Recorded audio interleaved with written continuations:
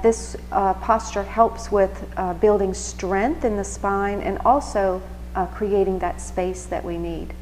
So we're going to begin first with just getting into a legs up the wall pose, and then we'll talk a little bit more about how to work in the pose to create that space for ourselves. So coming into legs up the wall pose, we first want to slide up as close to the wall as possible.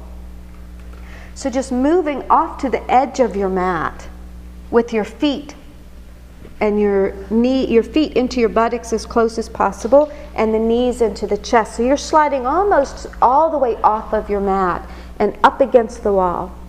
And then you want to lay down so that you are even with the edge of your mat. So we're going to lie down right on our side with our hips up against the wall. So just slowly make your way down onto the floor by sliding yourself along the edge of the mat.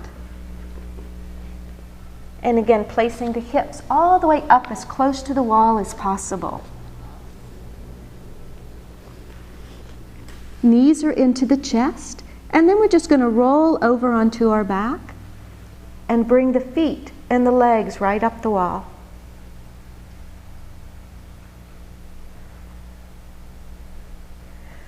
So if you have tight hamstrings or a stiff or painful lower back, this could be as far as you want to go in your yoga posture.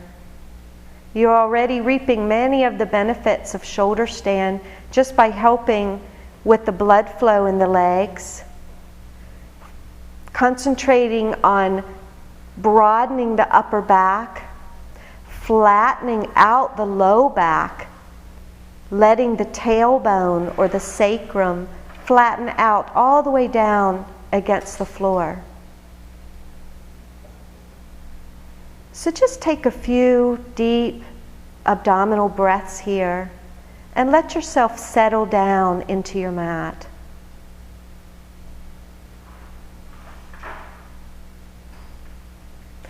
As we move into our wall-supported shoulder stand, we're going to begin by just bending the knees and placing the feet directly on the wall in front of us. So flattening out the feet and placing them about hip distance apart, which is really no more than a fist distance between your feet. Again, take a minute to spread your toes out and place the whole foot in contact with the wall.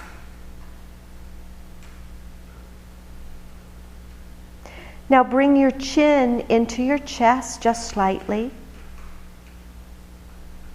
elongating the back of the neck. Press the shoulder blades into the mat. Tighten your core muscles. And we're going to slowly now press into the feet and begin to lift the hips up off of the floor.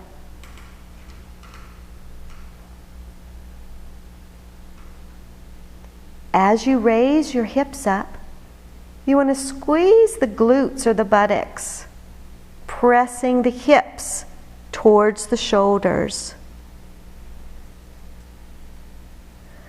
When you're up as high as you can go, just hold and breathe here. Again, remembering never to turn your head or neck in this position. Know that you're strengthening your core muscles here. Again, you're giving your heart a nice break. And you're creating that throat block so that all the blood and oxygen and life force that flowed into the brain and the upper chakras earlier from your inversion is now being locked in place. You might just want to hold this posture, or if you'd like to go a little farther, you could take your hands and place them on the low back for support. And again, trying to bring the elbows as close together as possible underneath you. Moving the hips a little farther over the shoulders. And again, you might want to hold this pose, or if you want to go farther, you could actually move into a shoulder stand from this position by taking one foot at a time away from the wall. And stretching the balls of the feet up towards the ceiling and moving right into your balance pose.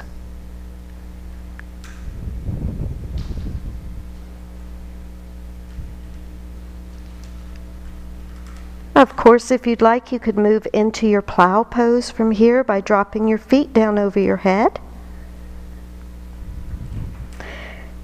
Or you could move one leg at a time, so maybe inhaling and exhaling the right leg down first.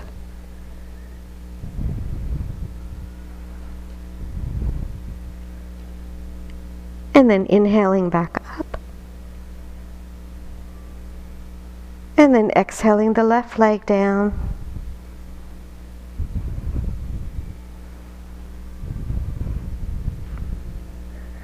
And inhaling up. And again with strong core muscles, exhaling both legs down towards the floor. Now again, depending on how tight your hamstrings are, or how tight your low back is, your feet may or may not make it to the floor. So even if you're only making it halfway or 3/4 of the way to the floor, know that you're reaping many of the benefits from this yoga posture. Use your breath, deep yoga breaths, never forcing yourself down to the floor. Let the breath release you. Breathe into the low back, into those places of resistance. And as you exhale, imagine yourself moving all the way down into the floor.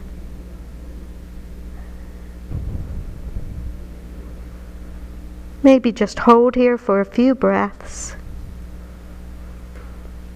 And then you could inhale either both legs up at the same time, or you could inhale your right leg up. And then inhale your left leg. And then bring one foot at a time over towards the wall. So bringing your right leg down. And then your left leg. And use the wall as support now. Press into the wall. Again, is squeezing the glutes and the buttocks. Release the low back, so bring your hands back down to the floor. And slowly roll yourself out.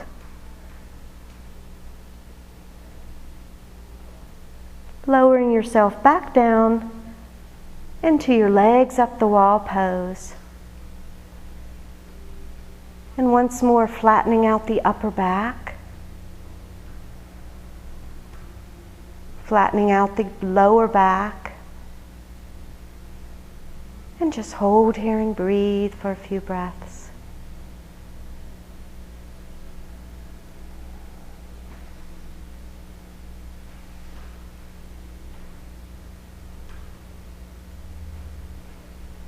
And release.